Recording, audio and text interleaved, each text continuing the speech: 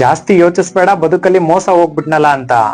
ಯಾಕಂದ್ರೆ ನೀನು ಒಳ್ಳೆತನಕ್ ಬೆಲೆ ಕೊಟ್ಟೆ, ಅವ್ರ ದುಡ್ಡಿಗೆ ಬೆಲೆ ಕೊಟ್ರು. ನೀನ್ ಮನುಷ್ಯತ್ವ ಅಂತ ಹೋದೆ, ಅವ್ರು ಮನುಷ್ಯತ್ವ ಮರೆತು ಮೋಸ ಮಾಡಿದ್ರು.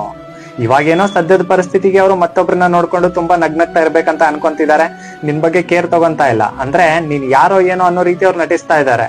ಆದ್ರೆ ಒಂದು ಸತ್ಯವನ್ನ ಹೇಳ್ತೀನಿ, ನಿನ್ ಮುಂದೆ ಅವ್ರು ನಟಿಸ್ಬೋದು, ಆದ್ರೆ ನಿನಗ್ ಮಾಡಿದಂತ ಮೋಸ ಆಗ್ಲಿ, ನಿನಗ್ ಕೊಟ್ಟಂತ ನೋವಾಗ್ಲಿ, ನೀನ್ ಹಾಕಿದಂತ ಕಣ್ಣೀರಾಗ್ಲಿ, ಪ್ರತಿಯೊಂದು ಕಣ್ಣೀರಿನ ಹನಿಗೂ ಕೂಡ ಅವ್ರು ಭಗವಂತನ ಹತ್ರ ಉತ್ತರ ಕೊಡ್ಲೇಬೇಕಾಗತ್ತೆ.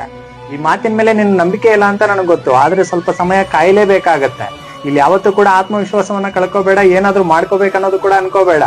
ನಿನಗ್ ಯಾರು ಮೋಸ ಮಾಡಿರ್ತಾರಲ್ಲ, ಮತ್ತೊಮ್ಮೆ ಹೇಳ್ತಾ ಇದೀನಿ, ನಿನಗ್ ಯಾರು ಮೋಸ ಮಾಡಿರ್ತಾರಲ್ಲ ನಂಬಿಸಿ, ಅವ್ರು ನಿನ್ನ ಕಣ್ಣು ಮುಂದೆನೆ ಖಂಡಿತವಾಗ್ಲೂ ಕೂಡ ಅನುಭವಿಸ್ತಾರೆ. ಇದನ್ನ ಯಾರು ಕೂಡ ತಡಿಯಕ್ ಆಗೋದಿಲ್ಲ.